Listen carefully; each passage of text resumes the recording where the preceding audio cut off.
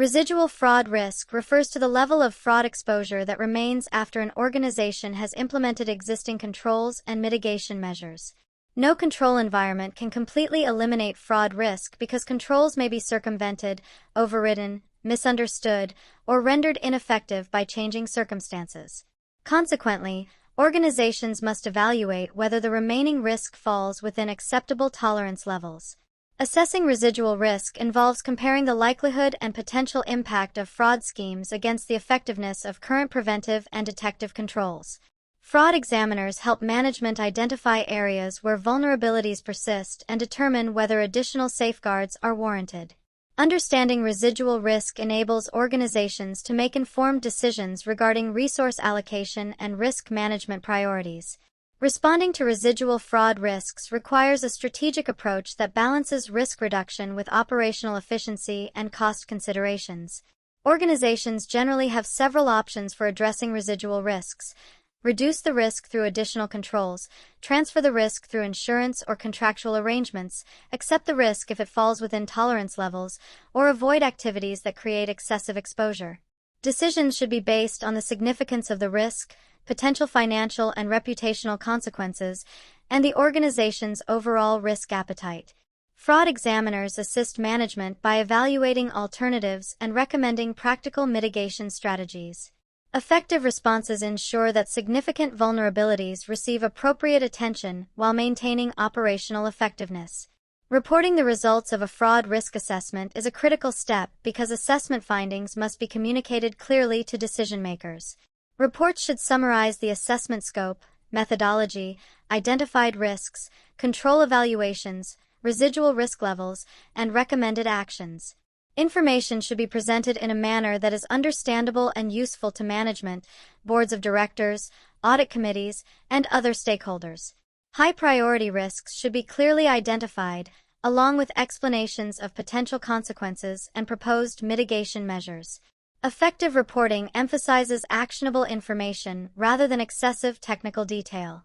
Well-structured reports support informed decision-making and help ensure that identified fraud risks receive appropriate organizational attention. The value of a fraud risk assessment depends largely on its ability to drive meaningful organizational improvements. Merely identifying risks is insufficient if findings are not translated into action. Organizations should use assessment results to strengthen controls, improve policies, enhance monitoring activities, allocate resources more effectively, and increase fraud awareness throughout the organization. Management should establish implementation plans, assign responsibilities, and monitor progress against recommendations. Fraud examiners often assist in prioritizing corrective actions based on risk significance and organizational objectives. When assessment results lead to measurable improvements in governance, controls, and ethical culture, the assessment process creates lasting value beyond simple risk identification. Making an impact with a fraud risk assessment also requires integrating findings into broader organizational processes.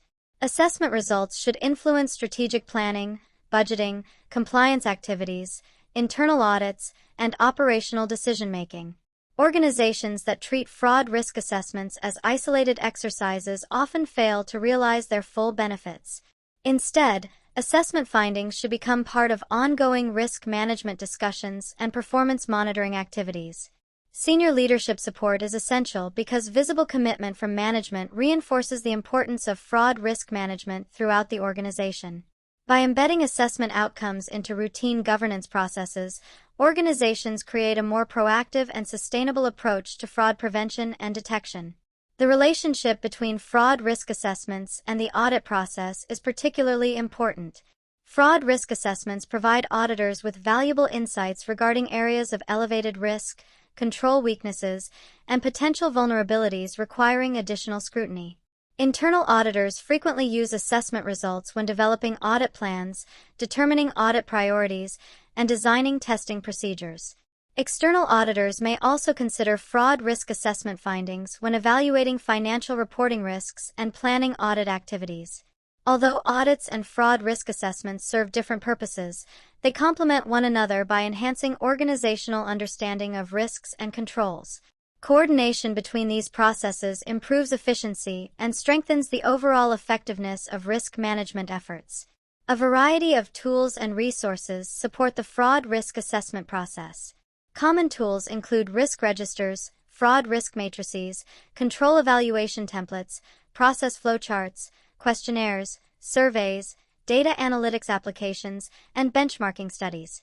These tools help organizations identify risks, assess likelihood and impact, evaluate controls, and prioritize mitigation efforts consistently. Technology increasingly plays a significant role by enabling automated monitoring, continuous risk assessment, and advanced analytical techniques. Fraud examiners use these resources to improve the accuracy, efficiency, and consistency of assessments. Selecting appropriate tools depends on organizational size, complexity, industry characteristics, and available resources.